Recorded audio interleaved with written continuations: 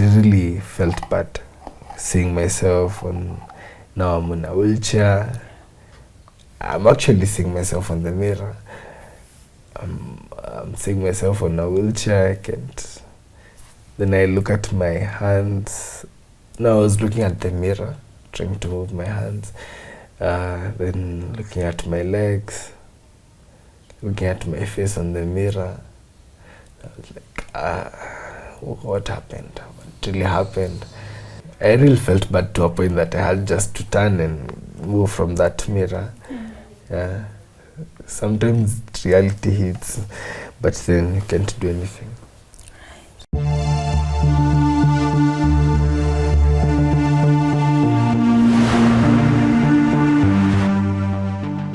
This is what Max wakes up to every morning. Messages from his friends. Mark, never give up. One message comes through. Another one is from Becky saying she is only a call away. Mark is a young man who is ambitious. He had a whole life ahead of him. But a small accident that happened about 2 years ago completely stopped his life. And he hasn't given up. So we're here today to hear his story and where exactly this situation has led him to be and the struggles that he goes through every morning and every single day of his life. Welcome to today's episode of My Story. My name is Yvonne Kawera. This is Mark. There are good days and there are bad days. And today he's here with us to tell us the story of what happened a few years ago that led him to be on a wheelchair. He was a healthy man. He was ambitious. And all the dreams that he had, does he still have them? So we're here to hear this story and see where we can come in and encourage him and support him. Karibu sana to the show, Mark. Thank you very much. How are you feeling today? Today I'm in a good mood. Okay. Yeah, and I'm good. Yeah. All right. So where did you grow up, and how was life like as a young man? Okay, we can start. I'm Mark Yes. Mungai. I've been born in a place called Gekoni. It's in Kerangare, Wangige, in Kabete, Kiambu. Yeah, so I've been born. Went to school at Kibiku Primary School.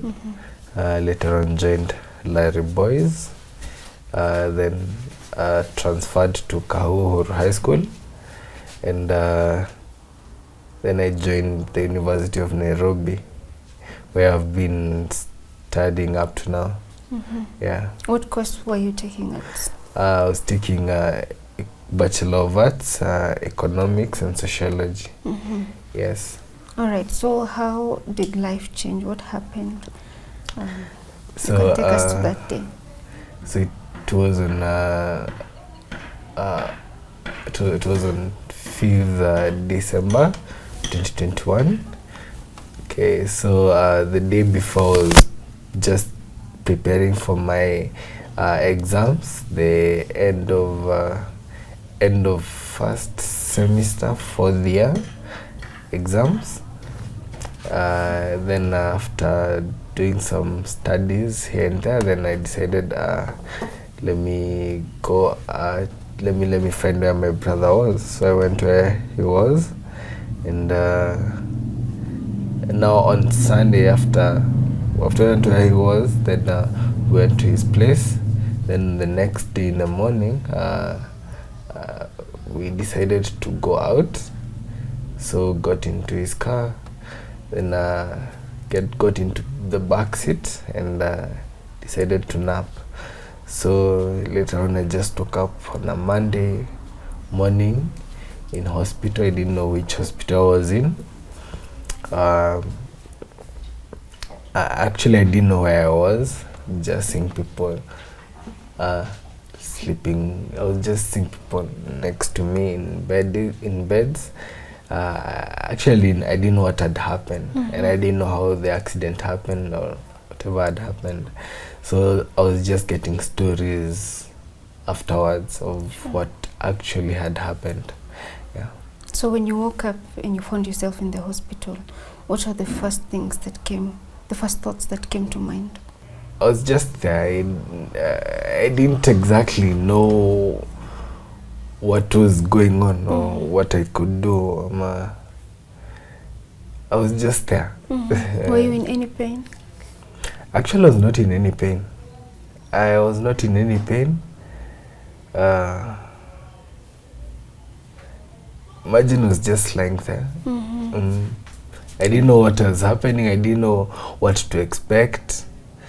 I didn't know anything. But I had some episodes of waking up after, I think, no, that was after the accident.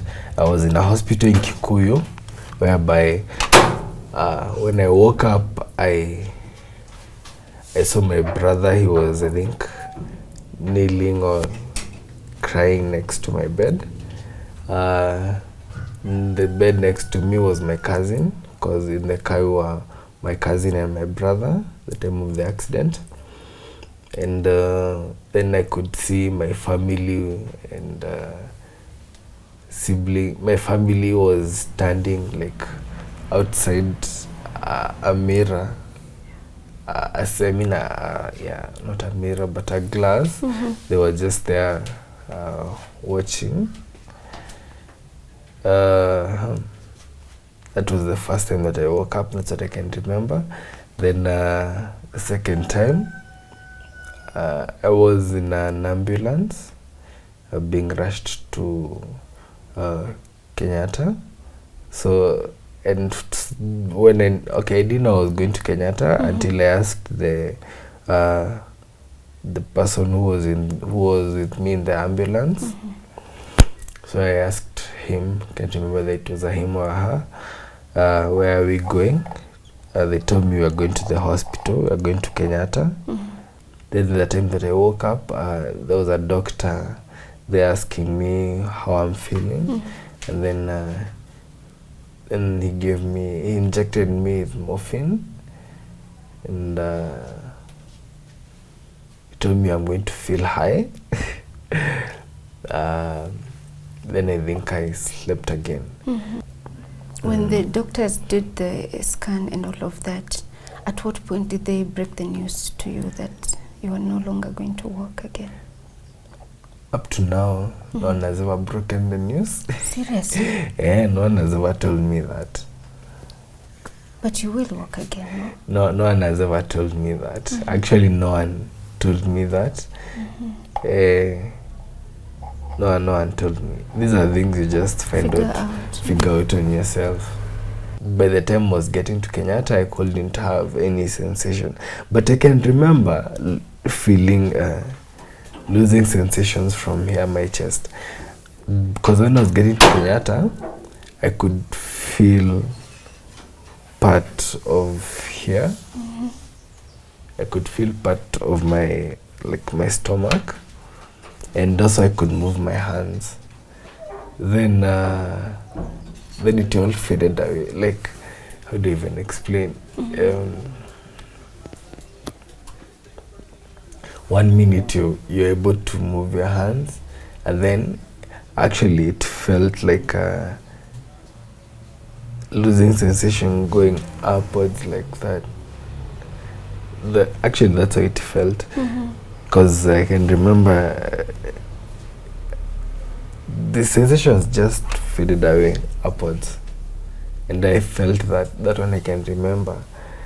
Then I couldn't even move my hands then. So the news was broken to my uncle. He's the one who was told that the accident has already happened, and there's nothing that can be done now. It's only just to start treatment. How does this all affect you, even emotionally? Because here you are, you have a whole life ahead of you. You are almost graduating. You had plans for your career. First of all, you see, when I was in that hospital bed at Kenyatta, the back of my mind I was like, this is something that's just going to be over in the next like a few days. And I'll be back on my feet. Then nikaona they have put some traction on my head, like you see these marks here. Yeah, you can see. They kind of they put a head traction. These a tumor that is what do you even say? Like it's hooked to my head, pulling my head up, because I understand there was compression on my spine. The time of the accident, I think what I tend to think, because I don't know, I think I broke one of the cervical vertebrae, and it was bad because it was like crushed. So having it crushed, it damaged the spinal cord itself, and but it didn't completely cut the spinal cord. That's a good thing. So since there was that compression, that's why they had to put the head traction first. For 6 weeks I was on that traction, pulling my head up, trying to release and trying to reduce the compression, trying to decompress, and also hopefully to make the surgery easy. Yeah. So when I got that, in the back of my mind I was still hopeful that after the accident I'll be good, and in a few weeks or a few days I'll be able to go back home, and maybe have regained my mobility and everything. After the 6 weeks I was taken to the theater, and they did anterior, what is it called? Anterior something cervical discectomy and fusion. So they operated from here, went all the way back to the spine, removed that vertebra which had crushed and the pieces. They put implants and some plates, so as to replace the vertebra which was broken. After that, when I came out of the theater, remember I phoned my sister and my mom. They were the ones waiting for me, and so the surgery took quite long. After regaining some sensations, then they started now transferring me to a wheelchair like this one. It's called a high back wheelchair. So I could be taken out by the therapist at Kenyatta, then taken back in. So still in the back of my mind I was thinking, this is just going to take a few days, and I'll be out of here and I'll be good. Hey, now I realized that after staying in Kenyatta for that time, I was told now I need therapy. I was still hopeful and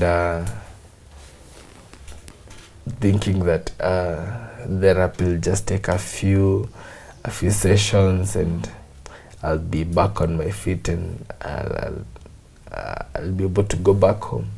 Well, then I was taken to another hospital in Karen, where now I stayed for long, and I was like, this thing was to take this long. My name is Evelyn Jerry Kuria. I'm Mark's sister. I'm the elder sister, the only sister. So as for me, I remember on date 5 December 2021, I was in church. Then from church, I saw 5 missed calls from my family. So I was just curious what is happening. We had a family Sunday and a Thanksgiving. So when I called my elder brother, I asked him, why are you all calling me? Then he's like, Mungai wako kwa hospitali na brother ako analia tu. So I'm like, what happened? He told me they had an accident. So we had a plan with my family, but now we had to change the whole plan. All the way we went to Kikuyu. So So when we got to Kikuyu, I found my brother. My brother Mark was just lying in a bed, and he was just looking at us and smiling. Then my other brother who were with Mark, and my cousin, they were just beside the bed. So from there, the day was so long. As we went home, we were asking what happened. Then he had already been put a neck collar. Now from the story, we were told that they got an accident. Their car rammed into a trench, and then Mark got injured only. So he was taken. I feel like his injury was not so much, but when he got to the first dispensary for caregiving, the way he was removed from the scene of accident, he was put like this. And he had broken his neck. So you can imagine if the neck had broken a bit, then the way he was removed from the scene of accident, it increased the injury and made it more intense. So when he was given the first care at Kabete Gardens, then he was taken to Kikuyu. Then now from Kikuyu on Sunday evening, at night, he was taken to Kenyatta. So on Monday morning, I went to work. I asked my boss if I can go to see my brother in hospital. He had an accident. So I went to Kenyatta. I found everybody was just there. Mark was just there smiling and looking at us. But we didn't know what had happened. Then I asked my uncle who was with Mark, I asked him what's happening. So already my uncle, my elder brother, and my father, they had already been told that the damage had already occurred, so nothing much can be done. But all of us, we didn't know what damage it was. Because Mark was not in pain, he was just lying there. It's only that he couldn't move his body. So I asked my uncle what happened. He said he broke his neck. So I'm like, breaking the neck how? And I can see his hole. So then I was told it's a spinal cord injury. Now on Tuesday, I went again to the hospital. So every morning, for like 3 or 4 weeks, every morning I wake up, I prepare breakfast, I go to Kenyatta, I feed him, I brush him, then I go back to work report by 9. In the evening, I come from work, I go to Kenyatta and feed him supper, because all that time my family couldn't handle that. So I had to be strong for them. So I had to do the morning duty and the evenings. During the day, my mom was always there. During the day, of course, my family could go and visit him.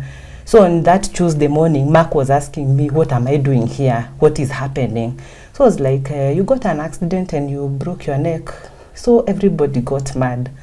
So I also felt bad. He wasn't being told what had happened. I also knew what had happened from the stories I was given, but he didn't know anything. He was just smiling, lying on the bed. So we had to take a day at a time. So one day we thought he's just here for like 1 day, for 2 days, for 3 days, a week, a month, 2 months, 3 months. We're like, hey, this thing is not coming to an end. So after like a week or two, he had to be put the traction, as he had said. So when he was being put the traction, I was outside the ward, and I really felt him screaming. I was like, what is happening to him? So I went, they drilled his skull and put now the traction to pull his neck, because it had a compression. Yeah, from there, because we didn't know much about the injury, as we thought it's just a few days. So from his lying position, he got some bed soles. He will show you the bed soles. Well, there it became a bit tough, and it was not easy, because I started getting now infections like UTIs, urinary tract infections. At some point, I had breathing complications, because I had like acute pneumonia, and had to be rushed to another facility at night. And that time I was also panicking, because the same day that I was rushed to another facility, someone else in the same facility I was in had passed on. So it was quite like iliniogopesha sana.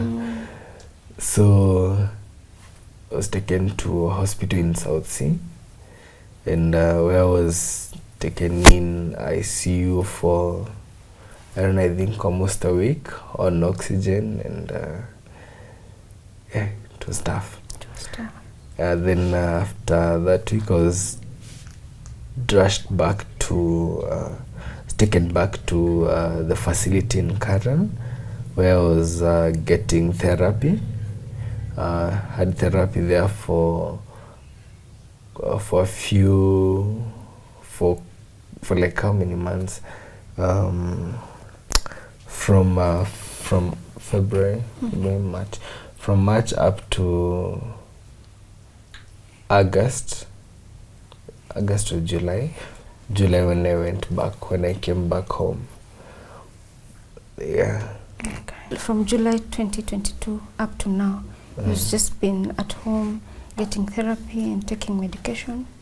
Yes, so from them I've just been at home. I normally go for therapy in another facility in Zero. That's why I get like some really nice therapy.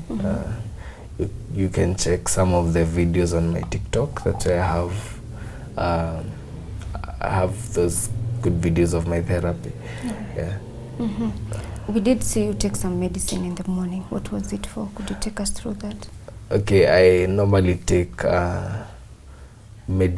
like some nerve regenerative drugs, because I'm supposed to go for a surgery for 2 spine surgeries in when we get the money, that's when the surgeries are going to take place. So these surgeries are aimed at least improving my mobility. Right. Since my body has shown there's potential for like walking again, or at least having some a bit mobility, some getting back some bit of my mobility. My body has shown such signs, so that's why I'm taking those drugs, so as to keep my nerves alive. I'm also taking other drugs to control the muscles, because they're the nerves and the muscles, because sometimes right now you can see their legs, they are very chilled and relaxed. Other times they become very stiff, like this straighten, like this straight, and they don't relax. It's very uncomfortable. Other times they start shaking. And they do a lot of funny things. Other times they would hit this crate and I can't control them. Right. I can't control. Then you can see my fingers, there are times that they would zinajikunja kabisa, and they can't, you can't even like open them, zikijikunja hivyo. Then sometimes my stomach becomes very stiff, waist inajikaza, inajiinua. So at times all those things happen at once, and they go to an extent that they can take me down. Also, like those are called spasms. So I take some other drugs to control that. Now I've been getting funny infections. Right now I can't like actually tell whatever is happening in my body. So of late, like 2 weeks, not actually 2 weeks, but last week, I had a very bad infection. I had an infection, a lung infection, and a UTI, and it was really bad. I lost weight, and I was in a really bad mood the whole time. It was bad. So I'm taking some antibiotics for that. yeah, hopefully it's going to clear. Okay. Although we were incurring so many medical bills, the expenses, he got the complication, he went to a hospital, he was admitted in HDU, we used so many medical bills, over 300,000. So it's been a journey. So then now we had to facilitate how he can come home. Yeah. So when he came home, we've been having drama with the caretaker because it's not easy to take care of a human being, to change him, to give him food, to wash him, to move him, because he can't do anything for himself. Yeah, so whenever the caretakers are not there, I'm the one who steps in. So I'll come in and wash him, give him food, feed, do everything for him.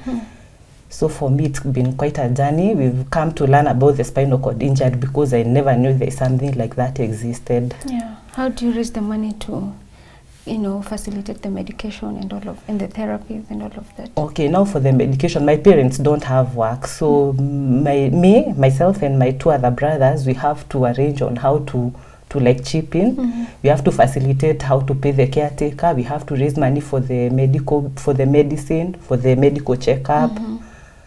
For the diapers, we have to organize who is going to buy diapers this month, who is going to buy wipes. In case there is an emergency to go to the hospital, we have to raise the funds, the three of us. So it's not been easy because we also have our families. So we have to sacrifice and step in for him. Okay. Yeah, paying the caretakers. Sometimes the caretaker will come, you get one who stays for 2 days, then he leaves. So I have to sacrifice my family. I come and stay with Mark and take care of him. Yeah. All right. When you're talking about the you chipping in, are there other activities you do to raise money online, maybe? Yeah, for currently we have a project for these t-shirts. We are selling them. At least we'll be able to do the spinal cord injury awareness, because it's something, not unless you know somebody who is in that situation, you'll never know it's there. So we're just trying to do the awareness and sell the t-shirt and raise some funds to cater for his daily expenses, and also to pay for his school fees as he's still going to school. For how we raise money for Mark, after he came home on July. Since the accident happened in December, I came back on July. Then in August, it was his birthday. So we had a group where we created, and people pledged to support him. Some people pledged to buy diaper for like a month, another one to pay for his diapers, another one for medical bills. So that way it have pushed us. Then we also had a Harambe, which came in handy. Then we paid for, which has helped us to cater for his medical bills and medicine so far. So that's the means up to where we are. Then now we've come up with this new project of the t-shirts, whereby we are raising awareness for spinal cord injury and raising some funds for Mark. Okay. Yeah. All right. You're saying that some of these things that you go through every day affect your mood. How does that make you feel when you wake up and maybe you can't control any movements and you're just by yourself sometimes? How does that make you feel? Okay, there are times that actual reality hits that you can't do anything. Like yesterday when I was in the gym, I was just trying to push myself because you see, my hands, I can't easily use this wheelchair, so I really struggle a lot, like trying to push myself. Also, that's another thing. Hopefully I'd like to get an electric wheelchair to ease my mobility and at least movement around places. So when I was in the gym yesterday, I went to a room and I went to a mirror and just looked at myself on the mirror, and I was like, hey, what happened?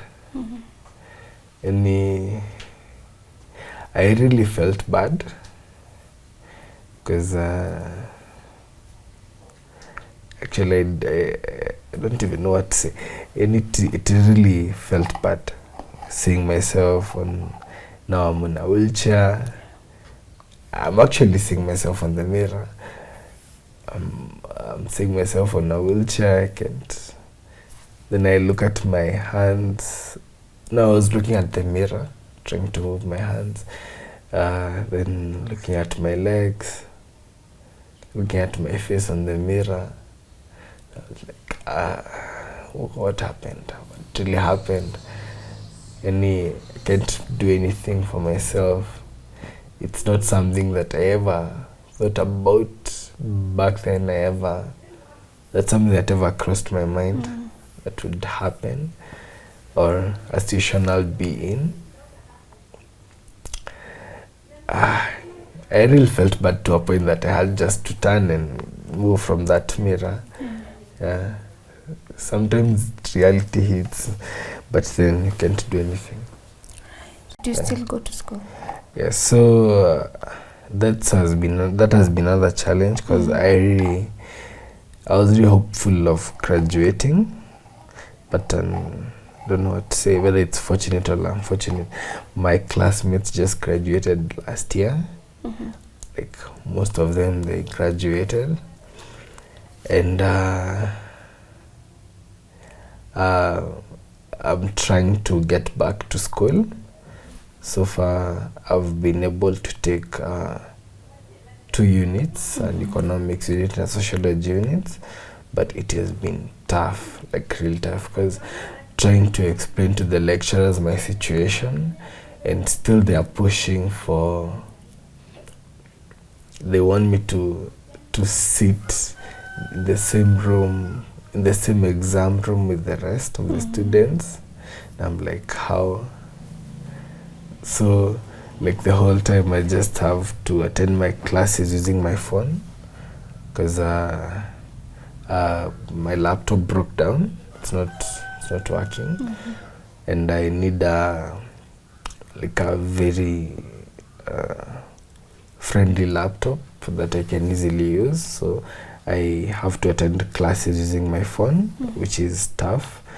Then also exams, like the last 2 exams I had to do using my phone, which took me actually a total of like 6 hours doing an exam that should take 2 hours, because I'm typing, and you know this how, so I normally type like this, so doing like this for 6 hours, It's tiring. it's tough. Yeah, so I've been trying to explain that to them. At least I can get maybe I don't know, some exam a bit friendly, but it has not worked out. So I'm also hoping to get a laptop and modified and friendly. Okay. Maybe something that's touch screen and has a stylus. That would actually easily work. That would easily work for me. Okay. Yeah, but I'm really trying to get back to school, at least so that I can graduate, and maybe hoping that would open more opportunities for my case. Yeah, because now with my situation I can't take on manual tasks. Just need easy, simple tasks. Okay. That's impressive, because then you're preoccupying your mind with things that, will draw you from thinking about the situation you're in. Yeah. So it's very impressive. And we wish you the very best. Something I wanted to ask. There's someone out there who's watching you, and they probably want to get in touch with you, encourage you, support you, whichever way they're capable of. Do you have a phone number you could share? My phone number is 0705 22 8995. Okay, yeah. And that's the name that will show on that. Oh, it's Mungai Korea. So I also have a PAYBILL number, which is 408 7355. Account is account you can either put your name or your phone number, or you can also put my name, Mark. That would come a long way in helping me regain my mobility, and at least for my upkeep, because spinal cord injuries, this is something that is of high maintenance, from hospital visits, to diapers, adult diapers which I use, to catheters, caregiver, drugs, also medicine. Yeah. So, and also hopefully I'm hopeful that maybe I'd get an electric wheelchair and get further treatment.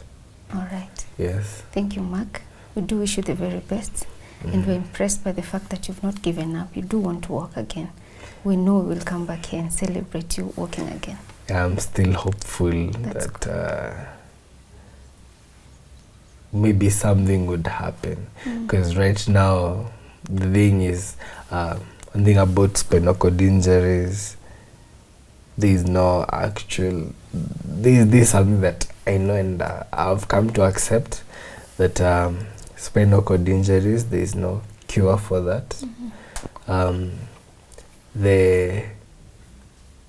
The nerves, I mean the cells in the spinal cord, they don't have a regenerative factor, so they don't regenerate. Like they won't regenerate. So everything that's happening out there, it's trial, and some trials have worked.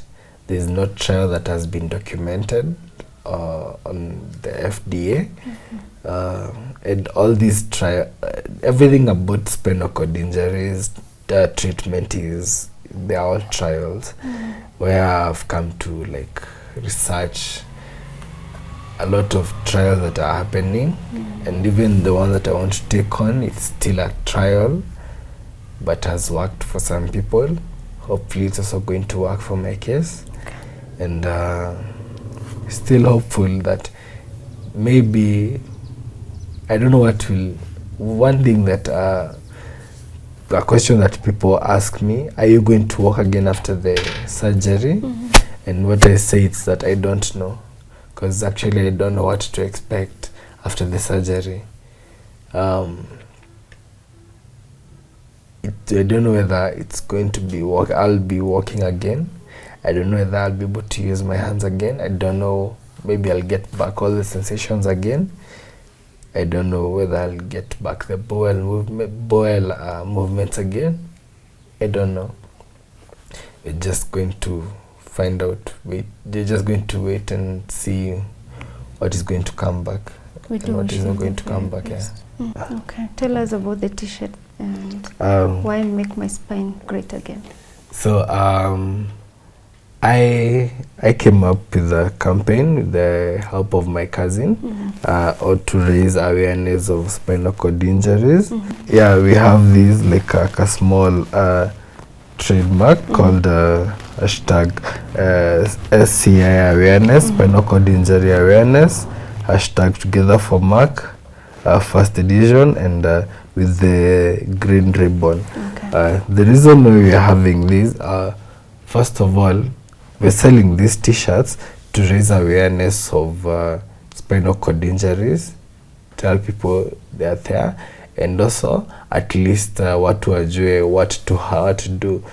how to handle patients, I mean people who have had accidents, to avoid further damage of spinal cord in case of an accident that maybe has touched the spinal cord, and also how to take care of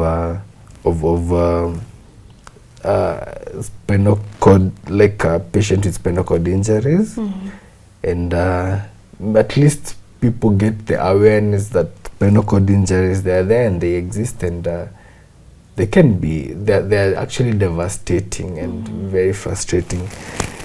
Yeah, and also to give hope to those who have already had injuries, let them know that they are not the only ones.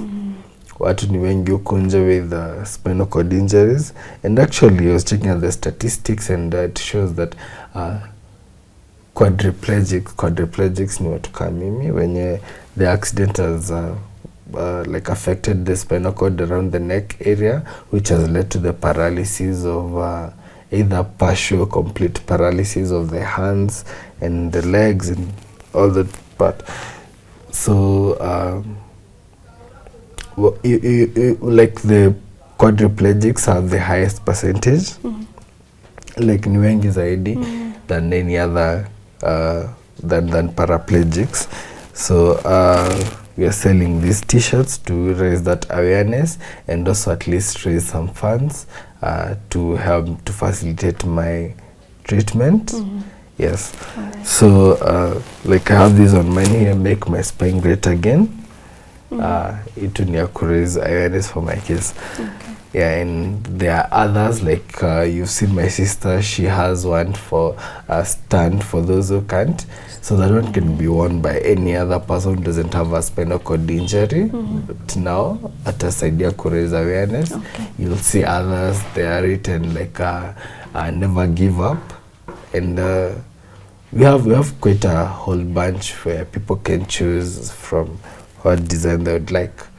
Yes. Okay. Well, thank you so much, and we wish you the very best. Thank you. We do hope that Kenyans, as always, will stand up and help you, support you, and make sure you get the treatment that you need. And we'll come back and celebrate, see you walk again. Please don't give up. So maybe how to get the shirts? You can reach me via 0705 228995 or my Instagram at Mungai it is. You'll get the shirts from there as well, or my TikTok. You'll also find the shirts there. We have shared a number of them there. Okay, thanks, Anna. Well, there you have it. That has been the story of Mark. We do plead with you to kindly support Mark and his family get treatment. He does need 3 million to ensure that he gets surgery to make him walk again. Thank you so much for staying with us till the end of the show. My name is Yvonne Kawira, and until next time, keep it Tuko.